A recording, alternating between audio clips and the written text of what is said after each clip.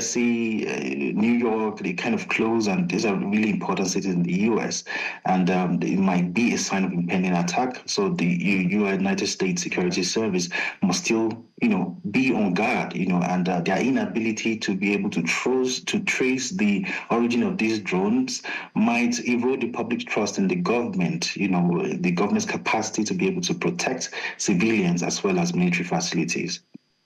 That's very worrying. If the military are unaware of exactly what these are, and also noting that these are kind of like patterns that preempt such strikes, like you mentioned about the 9/11 one. But how might these unexplained drone sightings impact national security assessment? What are the steps that could be taken to investigate their origin? Okay, well, like I said earlier, it reveals the vulnerabilities in the U.S., the airspace defense system. But so far, to my knowledge, they've been able to take certain steps, like, installing advanced, detection systems, as also they've been sending observers to, see what's going on ground, and also investigating the reports that have been submitted concerning these issues. And you can see, the pressmen are really engaging the public, trying to, instill some calm that there's no threats in any way from any foreign body. And I think the step they've taken so far is kind of adequate. And if they can, step up a bit in their efforts, they'll be able to allay the fears of the public about their safety. And could the mysterious drone activities be linked to maybe foreign adversaries? I know you said that, but what foreign adversaries could be responsible for such a phenomenon? Well, off the bat, my mind goes straight to Russia and China, for some reason, and maybe Iran or even North Korea.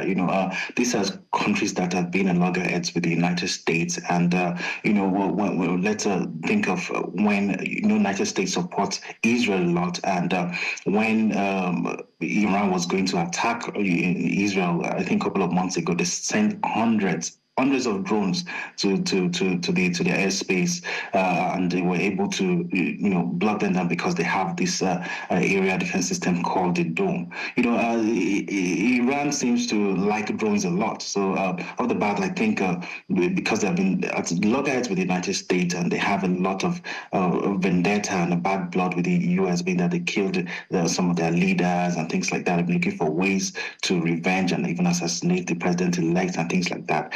One will go off the bat that if there's going to be a drone threat to the United States, it's probably going to come from Iran. And what do you think they could do to mitigate these? Couldn't they track these drones to their places of origin, perhaps, where they took off from? How hard could it be, especially for the United States?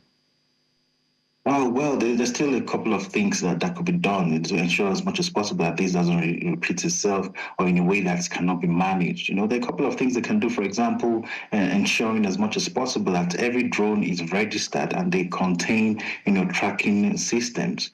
They can also put in place counter-drone systems or laws to allow counter-drone agencies to be able to intercept or shoot down unauthorized drones that will be flying over high security areas as well as unauthorized areas. So these are some of the things that they can do, to ensure as much as possible that they have full control of their airspace system. It's very important.